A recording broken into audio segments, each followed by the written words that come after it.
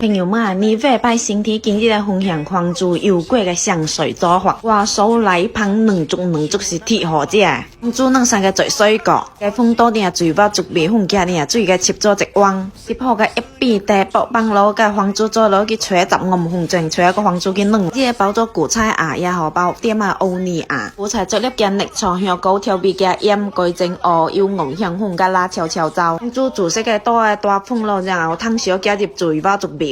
油粿想好这恁真是好我切的，一粒水包煮米粉做出来，如果油口感如果好，小个切做一碗卡打里加点滚水机速切啊有点急手加点油机速切啊这样揉丢就好啊。水包煮米粉倒一摆过手，捻一碗酸芛地薄地做个换香，然后摇入韭菜啊，这样合起来然后带紧捏盖捏做个搅香。水包煮米粉做出来过火真是两揉非常好包。包粉大概好做10倍至20界个油粿，有切成只你放落去敷冻水火宽敷啊糯米金切泡就好啊。家里做的油粿真是太时有血性，我手来烹过火食起来两足拉丝是铁好食，太时烹太高辣，香啊恁真是要我试看。